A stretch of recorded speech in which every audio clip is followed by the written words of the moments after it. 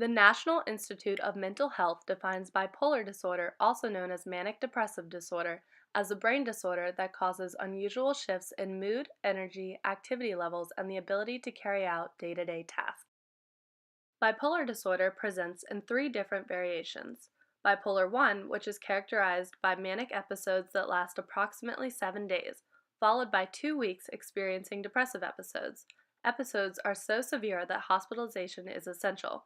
Bipolar 2 is demonstrated in individuals who present with patterns of less severe manic and depressive episodes. Cyclothymia is a rare form of the disorder in which the individual experiences cycles of mild episodes for only a portion of their lifetime. Typically, cyclothymic disorder persists for 2 years in adults or 1 year in adolescents.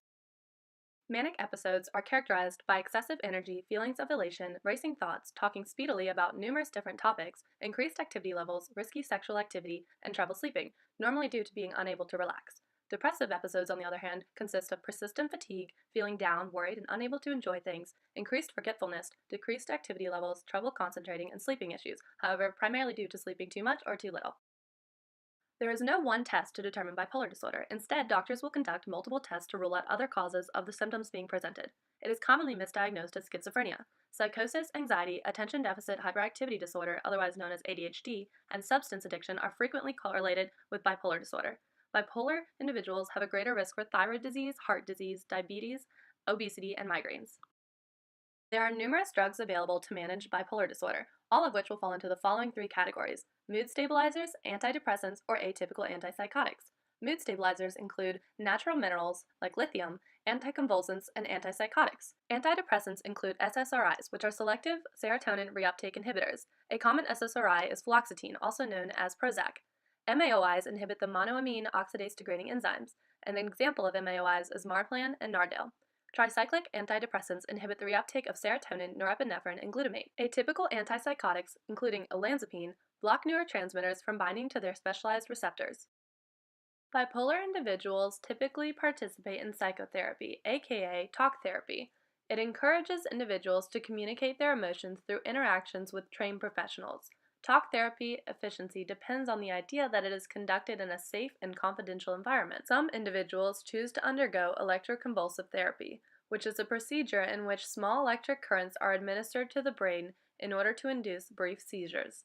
Other treatments may involve sleep medications, herbal supplements, or practicing coping strategies to lessen the effects of the disorder.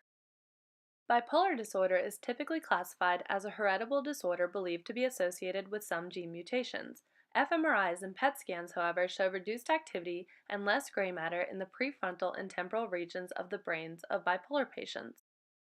The primary objective of the study was to assess olanzapine's non-inferiority to lithium with respect to symptomatic mood episode recurrence. Olanzapine is an orally ingested atypical antipsychotic which binds to dopamine, histamine H1, muscarinic, and serotonin type 2 receptors in the frontal cortex. It typically acts as an antagonist.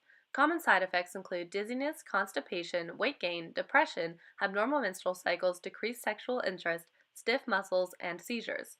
Lithium, however, is an orally ingested natural mood stabilizer which interferes with the concentration of sodium in the neuron.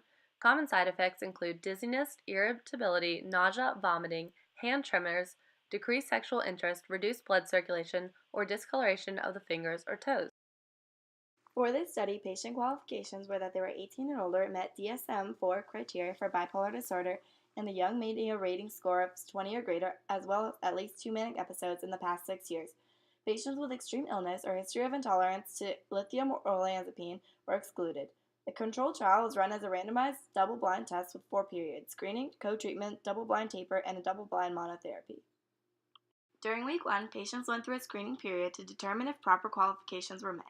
During week 2 through week 12, eligible patients began open-label co-treatment with 15 milligrams per day of olanzapine and 600 milligrams per day of lithium. During week 13 through week 16, the double-blind taper period, patients remained on their current dose of randomly assigned treatment, and the dose of the discontinued drug was tapered in a blinded manner. During week 17 through week 64, patients who met symptomatic remission criteria were then randomly reassigned to the monotherapy period with either olanzapine or lithium. Patients who entered the study receiving psychotropic medication were gradually discontinued from these during the first 3 weeks. However, oral or intramuscular haloperidol and succinylpentyxyl were permitted for extreme agitation. Reoccurrence and severity of illness were assessed with the Young Mania Rating Scale and the 21-item Hamilton Depression Scale. Patient safety was evaluated through standard clinical observations, and extrapyramidal symptoms were assessed with multiple scales.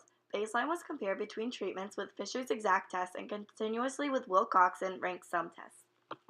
Approximately 93% of patients had a manic index episode, and 26% were experienced psychotic features. Among patients randomly assigned to a treatment condition, 72.2% were hospitalized for treatment of their index episode at the time they entered into the open-labeled co-treatment phase. The most common reason for discontinuation during the open-label period were patient decision, adverse events, and lack of efficacy. Serious adverse events included 3 deaths, 2 suicides, and 1 unknown accidental cause. Common adverse events during this period were increased weight at a 10.3% increase, tremor at 9.8% increase, sedation at 7.2% increase, somnolence at 6.8% increase, and insomnia. 543 patients were enrolled during the open-label period and received lithium olanzapine co-treatment. Ultimately, 431, which is 79.4%, achieved symptomatic remission criteria during the open-label period and were randomly assigned to a double-blind maintenance monotherapy with olanzapine. 171 patients completed the double-blind maintenance period with significantly more olanzapine treated than lithium-treated patients completing the trial. Benzodiazepines were used for significantly more lithium-treated patients during the double-blind period. Symptomatic recurrence of any mood episode following remission of mania or depression was observed in 38.8% of lithium-treated and 30% of olanzapine-treated patients. It was shown that significantly fewer olanzapine-treated patients had recurrence of manic or mixed episodes, mood episodes, and experienced few hospitalizations when compared to lithium-treated patients. The majority of both group hospitalizations were due to recurrence of mania. Although a documented history of intolerance or lack of response to an adequate trial of olanzapine or lithium was an exclusion criteria, 206 such patients entered the study on lithium regimens. 164 were subsequently randomly assigned to a double-blind treatment with lithium or olanzapine. Symptomatic recurrence criteria were met by 46.3% of those given lithium and 34.5% of those given olanzapine. There were no statistically significant differences in vital signs during double-blind therapy. Mean weight gain during the open lab period was 2.74 kilograms. Mean change in weight during double-blind period was significantly greater for the olanzapine group. This was the first double-blind study of an atypical antipsychotic being used to prevent recurrence of bipolar disorder. During this study, they used 3 main design measures taken to minimize bias. The first was the study excluded patients who had a history of non-response to lithium olanzapine. Secondly, a 4-week taper period was used to prevent recurrence that was linked to abrupt lithium withdrawal. Lastly, treating patients during index episode with a combination of both lithium and olanzapine ensured preferential bias to either treatment. It was found that olanzapine was shown to be more effective and preventative for mania and mixed episode reoccurrence. Patients using lithium discontinued treatment 100 days sooner than olanzapine-treated patients, but in contrast, the olanzapine group displayed a more significant weight gain during early stages.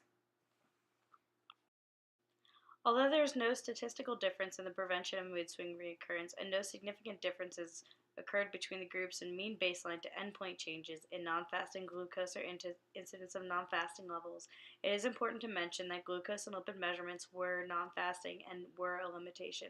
Glucose and cholesterol are important both because of the apparent increased rates of diabetes among patients with bipolar disorder and as well as case reports of diabetes among patients treated with atypical antipsychotic agents.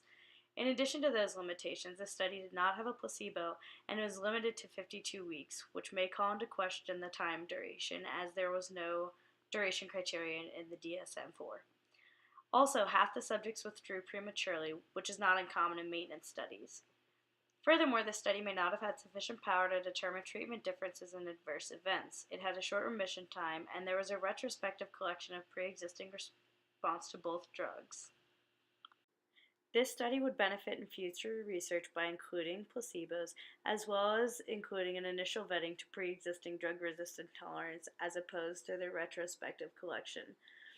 Furthermore, future studies would benefit from conducting trials with fasting to garner a better assessment of the potential impact of treatment on glucose homeostasis.